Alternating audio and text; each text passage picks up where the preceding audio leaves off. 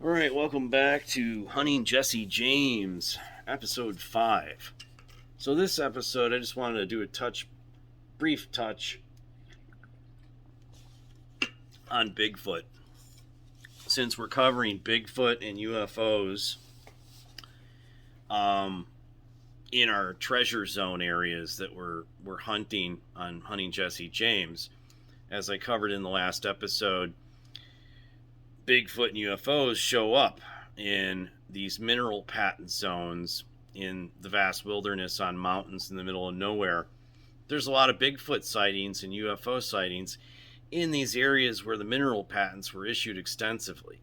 National parks, national forests, and as I pointed out, the Missing 411 project has been studying, also wondering if the missing people that they've been researching in the wilderness areas, national park areas, are somehow connected to UFOs or Bigfoot. So, one thing I want to say about Bigfoot real quick is I saw a History Channel show. I've said this a couple times on a couple other podcasts that the mouth opens and closes when they did a digital microscope analysis frame by frame on History Channel. I forget which episode it was. You can find it out there somewhere. But they were moving it back and forth, and you could see the mouth open and close. And then the muscle on the thigh, which some people say is a herniated muscle or an injury of some kind, you can see her thigh muscle move up and down. Suits don't do that. The mouth doesn't open and close on suits, and the thigh muscles don't move. And you can see some of the other muscles in the back of the legs and stuff, when she's walking. And when I say she, because you can see that she has breasts, obviously, even though she's full of hair, it's a female. And Dave points out in his last video in his Bigfoot 102 class, or 101 part 2 class, that she has a ponytail, and that somebody had pointed out that you can see it's tied and that there's actually a ponytail back there. He tries to, show it in black and white so that you can see it. I mean, it does look like there's possibly a ponytail there. It's hard to tell how much hair is really back there. I'm not really sure on that, but, either way, regardless of the ponytail, like I said, the mouth opening and closing, this is something that they couldn't even see on the normal film. They had to put it on a digital microscope in order to actually see this in modern times with modern technology. On the original, 1967 film by Roger Patterson, you can't see it. It's just, it's just a blur. You can't see any detail on the mouth opening and closing. I couldn't believe it, and then same with the leg. It's like, very, very detailed, and the feet are much, more detailed. You can zoom in on that. And they had tracks from the animal, from the Patterson Gimlin Bigfoot that show, experts have reviewed the tracks that, whatever made those tracks, which they saw the animal that made, or person, maybe it's not an animal, the creature that made those tracks was like 800 pounds, based on the indentations and the prints. And so, which have been studied by experts as well, that, certain things you can't fake, and a guy in a suit isn't going to make an impression that, would be 800 pounds, heavy. So, she's about 7 feet tall and probably 800 pounds, roughly 900 pounds or something. So she's big. There's no doubt. It's a big creature. And so on this episode, obviously, I wanted to point out, as we really start breaking into the mineral patent issue and the lost gold mine issue that I've covered in the previous episodes of Hunting Jesse James regarding the tax fraud, the title fraud, and all the mineral patents collectively worth trillions of dollars. One thing I want to emphasize in this episode is that what we're looking at here is really the Templar and Confederate treasure part of it that had basically been divested into land holdings. So they had treasure that they wanted to hide in plain sight. And one thing the Templars had always done throughout the centuries is invest heavily in land holdings. So by the 1300s, they had more treasure and land holdings than any one king on planet Earth. So then they went underground when the King of France basically pushed them underground. They went into hiding and re-emerged, hundreds of years later. And so when they re-emerged, they had collected even more vast amounts of wealth. And when they came to America, that was one thing that they wanted to do, is after the Civil War, because the Templar treasure existed in the South, and so was part of the Confederate treasure. And then after the war, they went west and basically settled the entire western frontier of the United States, added more territory, took more land from the Indians, and, basically ended up selling a lot of the land to investors such as the Templars.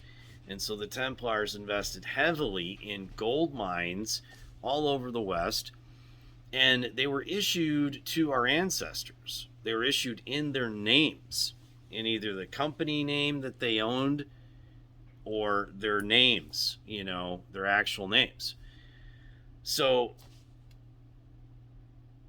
a lot of people have been looking for the Confederate treasure for 150 years. Well, a lot of it, like I said, over the decades after the Civil War, got divested into the Western land holdings. And so there were thousands of mineral patents issued all over the West.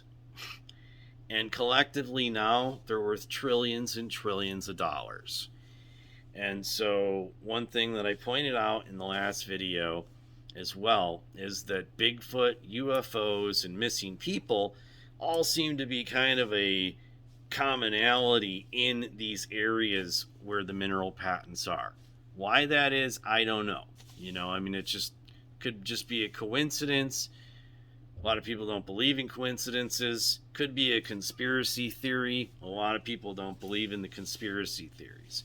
But as we move forward, and I unravel more of the treasure for everybody to see and basically start doing research on your end, in your genealogy. Like I said, my whole gold mine search started with a picture, that I said, well, what is this and where is it? And, oh, well, that's Grandpa Jack's gold mining venture in South Dakota. That's all I had, was a picture and a story. And when I found the property, I finally, found the property after searching for 2 years, basically, because I didn't know the name of the company that he owned. I didn't know where the property was other than South Dakota and the Black Hills, which is 100 square miles.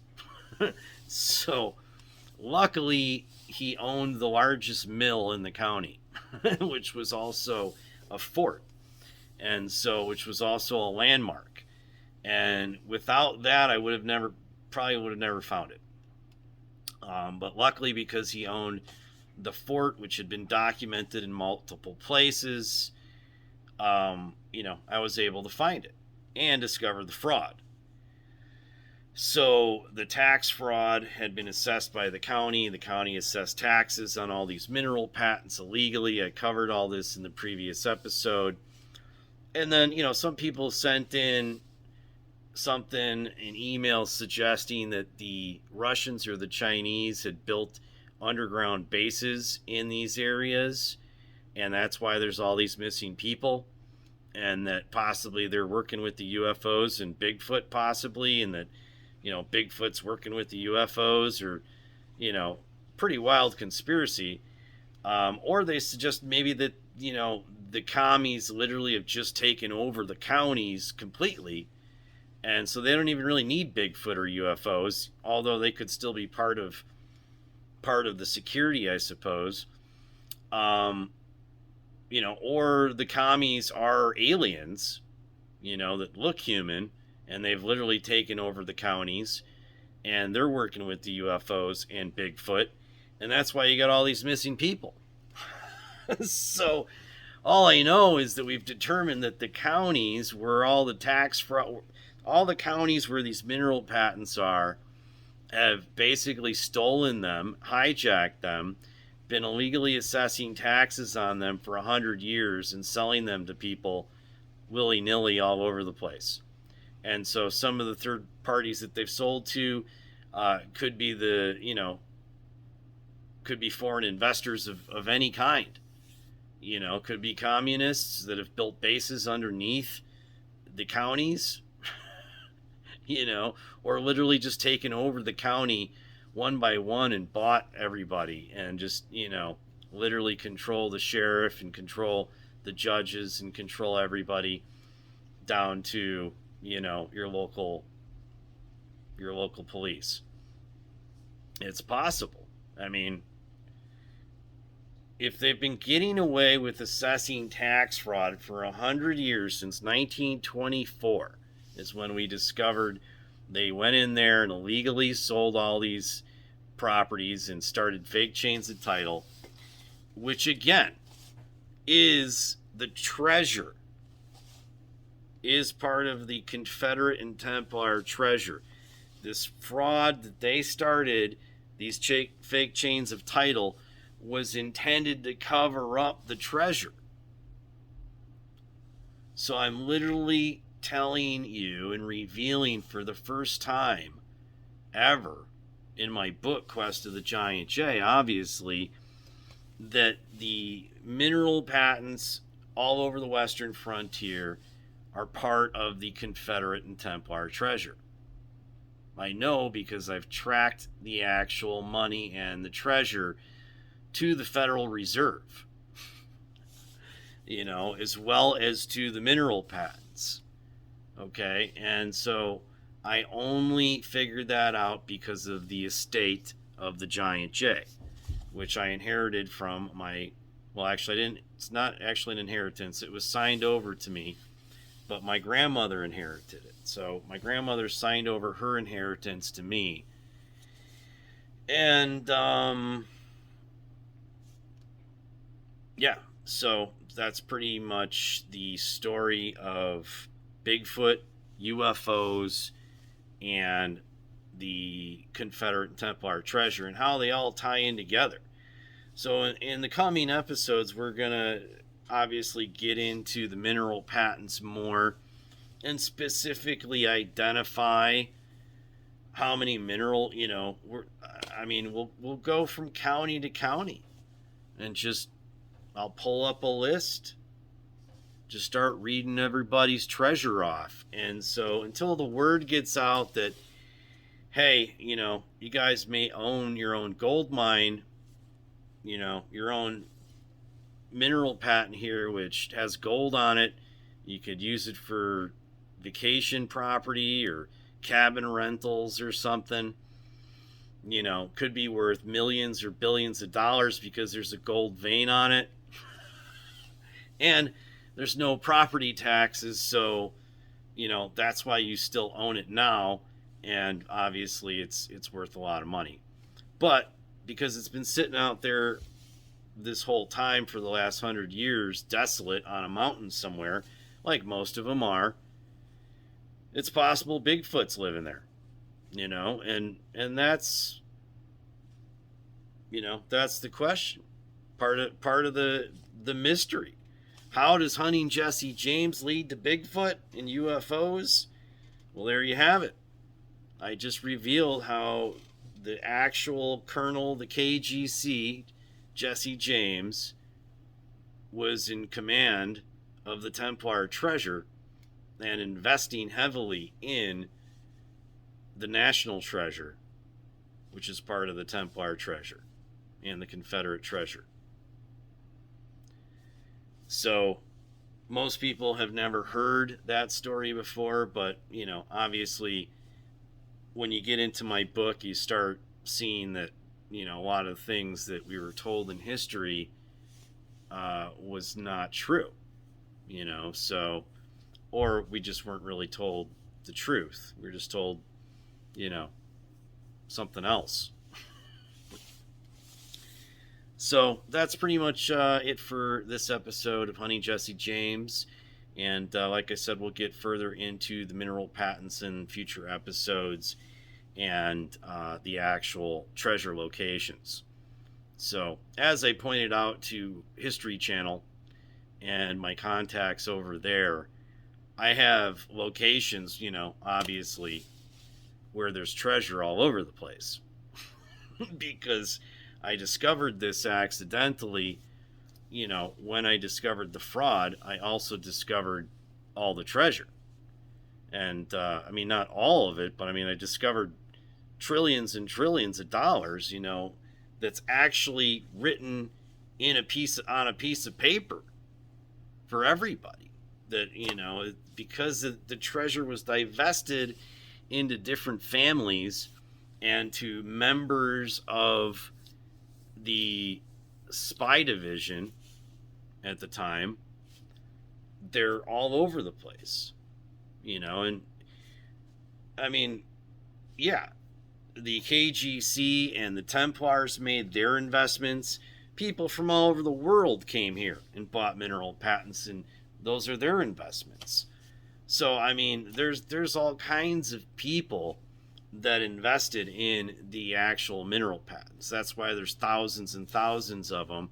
You know, they're not all owned by the Templars, but a lot of them are, because they, you know, they were connected to a military order that specifically went out there into the wilderness areas and settled these regions on purpose, you know, where Bigfoot and UFOs are often spotted.